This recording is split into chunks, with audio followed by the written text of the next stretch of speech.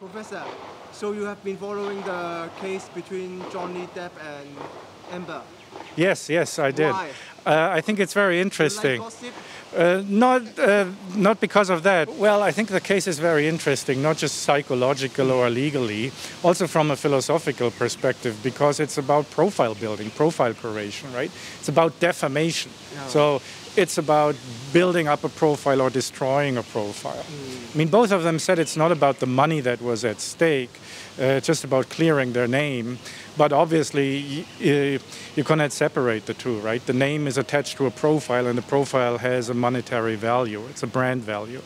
I don't get it exactly. So how is it related to publicity? Can you elaborate? Well, the case is about an op-ed that she wrote, Amber Heard, or that at least was published under her name in the Washington Post, where she claimed that she became a public figure representing domestic abuse, and at the same time that therefore she faced the wrath of our culture. So importantly, the piece was published right at the same time, which is sometimes not reported, when her first, I think, major blockbuster movie was released, Aquaman. So right from the beginning, there is a connection between the op-ed and building her profile as an actor. Interesting is that the profile creation operates with two paradoxes, a double paradox. Number one, she claims a negative profile facing our culture's wrath, which at the same time is turned into a positive profile, becoming a spokesperson for the Me Too movement. And the second paradox is that she says it's something that somehow passively happened to her. She became somehow a public figure representing domestic abuse, whereas in fact this was actively planned and posted and communicated. So it's both negative and positive, and it's both passive and active. So how is Amber Heard's profile was formed? How did it happen? Yeah, it's actually a very complex thing because it's a kind of profile symbiosis with multiple social validation feedback loops. So first, it's about her personal profile, right, as an actor, as she says, as a public persona. But then, secondly, it's also about the profile of the movie, about the profile of Aquaman in which she stars, about Warner Brothers that produces the movie, and basically, by extension, it's about the profile of Hollywood. And then thirdly, it's also a political profile, because she actually entered into an alliance with the ACLU, the American Civil Liberties Union, which is a political organization, basically. This organization helped writing the article and helped publishing it in the Washington Post, and then made her a spokesperson for the organization. So it's also about the profile of this organization, and by extension it's also about actually about the profile of the Democratic Party, because it was in the context of pushing for some legislation which was very much supported by the Democratic Party. So there's also this political profile at stake. And then very importantly, it's the profile of the mass media who published the story, right? The Washington Post, and again by extension what is sometimes called the mainstream media, that also were very much behind the Me Too movement, right? It was a huge media story. So again, we have these four large profiles that are mutually entering a symbiosis. Her personal profile, the profile of the culture industry, the profile of political organizations, and the profile of the media. So is what you are talking about, the profile thing, is it the same as the reputation? No, it's not the same as reputation, right? As I already just explained, there are all these different social systems operating at the same time. But simply put, right, and reputation is an old-fashioned concept. It relates to two things. Number one, it relates to your role in the community. For instance, in the family or in your profession as a carpenter or whatsoever, right? And at the same time, number two, the expectations remain more or less stable, right? Being a good wife, that more or less remains the same over generations. Same thing for whatever, being a good carpenter or being a brave soldier or something like this. Now, profiles are very different from this, right? Even though the case was about domestic abuse. It's not really about Amber Heard as a domestic person, but as she said, or as the op-ed said, it's about her as a public figure representing something. So it's not about her role in the household as a wife, nor is it about her as an actor. It's about her identity brand. So it's about how she looks to the general peer.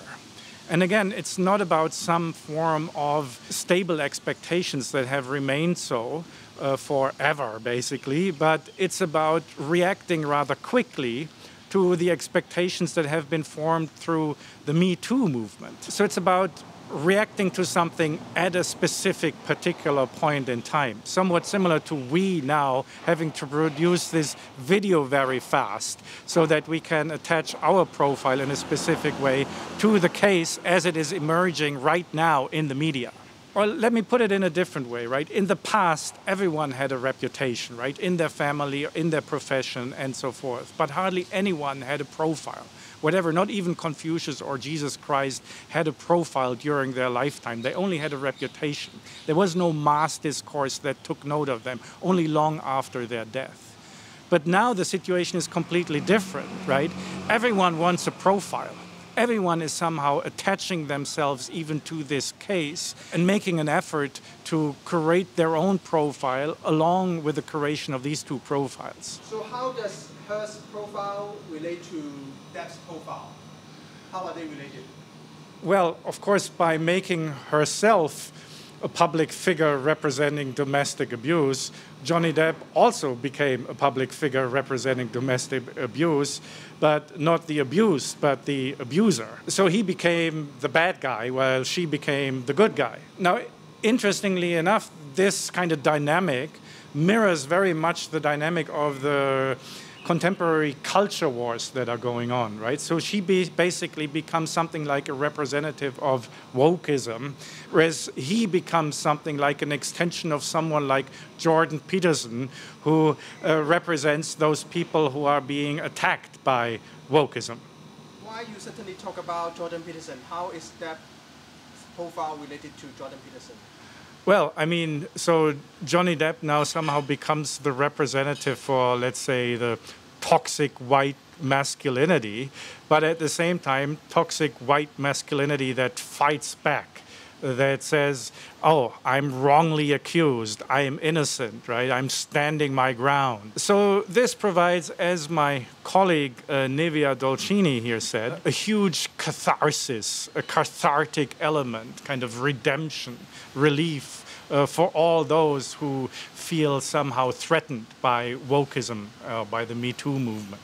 So this is not just for white males. This is basically for anyone who somehow feels attacked or opposed to wokeism or threatened by it. Somehow it's like a Trumpist moment. It's like society somehow standing up against itself, protesting against the kind of moral and political pressure it has put on itself. And Amber Heard is somehow presents a perfect opportunity because she comes across as very vindictive, as aggressive, as a liar, as scheming, as having, as being hypocritical in her morality. So she presents from the perspective of the so-called repressed by wokeism, she represents the ugly and fake side of wokeism. So now that the case is over and she lost, does Heard still has any support? Yeah, she still has a lot of support. I mean, the media who pushed her story in the first place still continue to be behind her, right? Like they basically say the narrative is always right. The narrative must be defended at all costs. And it works very well, right? If she had won, it would have just proven that there's another victim of male violence. Now that she lost, it can still be said, oh, this just shows how important our story is because our society still doesn't respect and protect women enough who accuse men of sexual violence. So for the narrative, it doesn't really matter what the verdict is. Both ways, the narrative can be defended and must be defended. So at the end, who or what won the case? basically, despite the verdict, both won, right? Both were, as I understand at least, on a downward path in their career. They were not really top actors anymore. And now they gained so much attention, right? So both of their profiles got a huge boost in the sense that there's so much investment now attached to their profiles. I mean, they both transcended their previous functions as actors, right? They're now both, as the op-ed said, public figures and somewhat even public figures in a culture war. And because of this, there's a lot of investment in their profiles, not only by themselves, but by millions of individuals, and as we said before, by various kinds of industries and political organizations. We wanted to discuss about the verdict, what possible outcome, but it already happened. So what would you have wished it have been, the verdict? Yeah, unfortunately we're too late, so yes. We're producing this quite in a hurry, as you can maybe see. So I would have actually hoped, you need to know the background, right, that when they divorced in 2017, I think, Amber Heard was given $7 million by Depp that she pledged to charity, but actually never gave, only just a small part of it. And that's a big part of that small part was actually paid by, what's his name? Elon Musk? Elon Musk, yeah. Yes, who she dated for a while. I would have hoped that the verdict would have been that she had to repay these $7 million to Johnny Depp, but then that Johnny Depp would have to use the money, number A, to refund poor Elon Musk, and then B, to actually make the donation to these charities. But I think it didn't happen. Actually, the exact amount still has to be decided on by the judge, I think. I'm not sure, yes. Okay. So no one really won personally in the case? Only their profile won? Yeah, exactly. You put it perfectly.